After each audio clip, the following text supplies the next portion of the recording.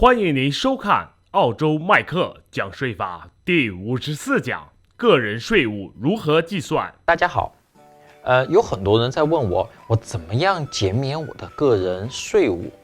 首先，你要减免你的个人税务，首先你要知道澳大利亚政府是怎么计算你的个人税的。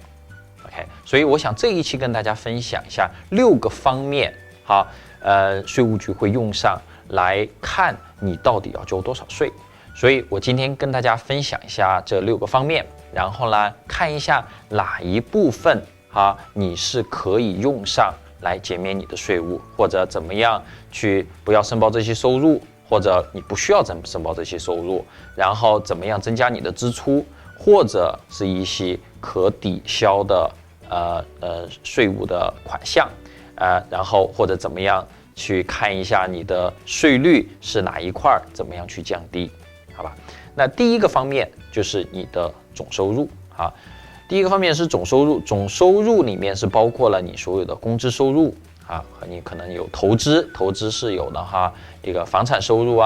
或者是利息收入、股息甚至你自己是有一些生意，那这些生意收入加在一起就变成你的总收入。别忘了，如果你是税务居民，也拿到了永居签证，你还有海外收入，也要放到一起。那如果当然你是临时签证，海外收入就不需要申报了，这个也是需要注意的。如果你误报了，把不该报的收入放到你的税表，那你就多交税了，好吧？这是总收入，把它算出来以后，第二步我们就看支出有3大支出我们可以放到你的税表里面去减少你的收入一会儿会讲到为什么要减少你的收入，但可能大家可能也能猜得到，那减少你的收入可能就是减少你的需要去交税。3大支出，哪3大支出？第一个是工作相关的支出，第二部分就是非工作相关的支出，第3部分就是你的投资支出。这些支出都可以减少你的总收入。那我们一个一个的支出来分析。第一个支出就是工资相关的支出。工资的相关支出就是你有一份工作这份工作的话可能需要花费一些钱，就是根据你工作相关的一些钱。打个比方，汽车的费用如果你是一个房产的中介你要管理一些物业，比如像你要出租出售你需要去到物业那里去不同的物业特别是周末，这个房产中介就特别的忙那这些汽车的费用的话，就可以申报他们的税表里面，去减少他们的工资收入。另外的话，有些人的话是会在家里办公那家里办公的这些人，比如像老师会在家里批卷子这些可能会需要到家里的电费一些的设备，那这些费用其实也是可以报到他自己的个人税表里面但是得注意，这个你要做这个家里办公的费用的时候的话，一定要确保你是家里是有单独的一个房间来让你去做办公的你这样才是可以的。另外的话，有些人可能会需要雇主需要他到其他的州去谈业务，或者是跟你业务相关的一些事情，那这一个差旅费你也是可以的，包括了机票，还有这个住宿一些适当就是合理的一些餐饮的费用，对于你自己也是可以拿来报税的。但一定要注意，这些所有的费用一定不是雇主已经给你报销，一定是你自己花的这些钱。那还有一些的话，就是比如像自我教育一些工程师他有工程师的证然后在那个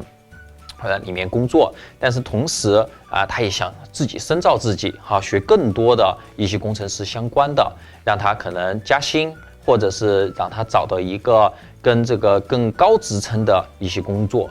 这些费用只要是自己花费的这个钱都可以拿来作为一个抵税有些的话甚至服装也可以拿来抵税，比如像是说你是厨师，有专门的这种厨师的用服，还有护士也是有专门的用的服装好，有些的话可能是说服装是不一定是专业人士的服装，也有可能是说这些你在工地上工作的。好，有些服装的话是来保护你的，比如像是鞋。好，那鞋的话是防滑的一些鞋。好，因为是你工作的用途，你必须要穿。那如果是你自己付的这个钱，你也是可以拿来报税的。还有一些其他的工作相关的费用，只要是跟你工作相关就可以，比如像电话的费用，但电话的费用得看，不是所有的电话费用，一定是跟你工作相关的费用，你就可以跟你的收入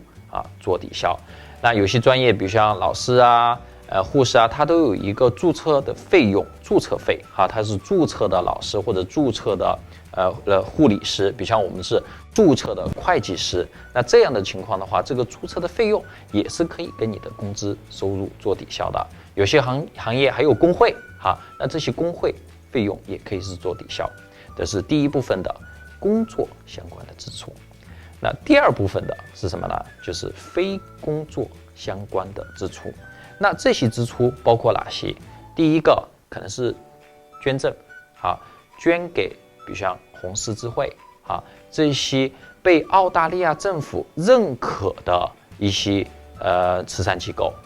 这个有专用一个术语叫做 DGR 英文叫做 Deductible Gift Recipient。OK， 这些怎么能查到？就是说这些非营利组织的这个机构或者慈善机构都会有一个 ABN， 那这些 ABN 的话，我们就可以在澳大利亚的政府能查得到，它到底是不是 DGR。如果是 DGR， 那你就捐赠的这个钱就可以放到你的税表上。但一定注意，只有你捐赠2元以上的才可以但是一般捐赠不会只是2元了另外的话，就是在澳大利亚也有很多的政党如果你是支持某一个政党，你也可以捐赠一些钱给他们作为一个支持他们政党。但是呢，这个捐赠不能超过1500澳元，每年就是有一个这个限额，你可以拿来作为抵税另外一个的话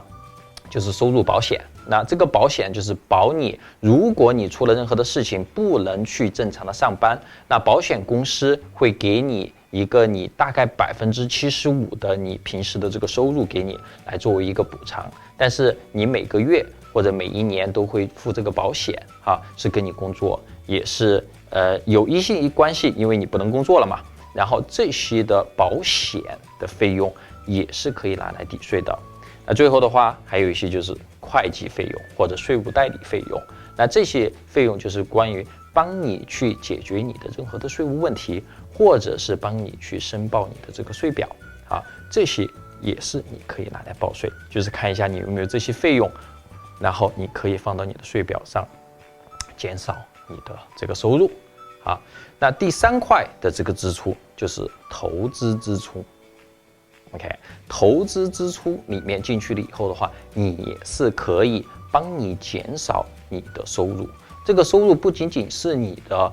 投资的收入，甚至也是可以你是工资收入或者是其他的收入都可以去减少。比如像是说你买的物业，你的物业的支出是大于你的物业产生的收入，这样你就是有一个亏损我们这叫做物业的这个复扣税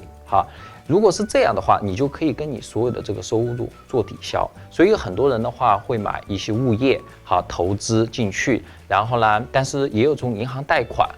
物业里面最大的费用就是说利息或者是新房子就是有很多的折旧这些费用的话放进去就可以抵消你其他的收入。那另外常见的话就是说，有些人会买股票或者是基金，但是呢是会说从银行里面去借钱，那借钱里面产生的这个利息的支出也是可以跟你所有的收入做抵消。那最后一个的话就是养老金，我在之前也提到了养老金怎么去抵税那我这边简单的说一下，就是养老金现在的话最多你可以放进你的自己养老基金里面25000澳元，可以在你的个人税表里面去做抵税。那为什么这个是投资支出呢？因为养老金是等你退休了以后你才能拿出来，所以的话这个是一个长远的一个投资计划。但是呢，你需不需要去用，那也是要根据你现在自己的个人情况。好了，那现在我们说到这3个支出，之前说到了这个总收入，也就是把这3个支出加在一起，用你的总收入减去这3个支出，工作相关支出、非工作相关支出，还有投资支出，这样就算出了你应纳税的这个收入。好，那应纳税收入以后的话，我们就要乘以一个第5个方面就是税率。这个税率就是怎么来计算呢？这不是一个固定的税率啊。在澳大利亚2019年，这个现在的税率是0到18200澳元是不用交税的，从18200澳元到37000澳元是要交19%的税。好，37000澳元到9万澳元是要交32.5%的税。从9万澳元到18万澳元是要交37%的税，然后18万澳元以上是要交45%的税。所以你得看一下你这个应纳税的收入是在哪一个收入段，然后我们算出这个税率，这样就得出了你的税务。但还没有结束，我们最后的一点，第6个方面就是要看可抵消税务。这些可抵消的这个税务的这个项目的话，就是可以抵消你最后算出的这个税务。那很多有些人可能是忽略了这一块，那我大概跟大家讲3个可抵消的税务，这个是比较常见的。第一个就是低中收入的可抵消税务。好，这种情况的话是大部分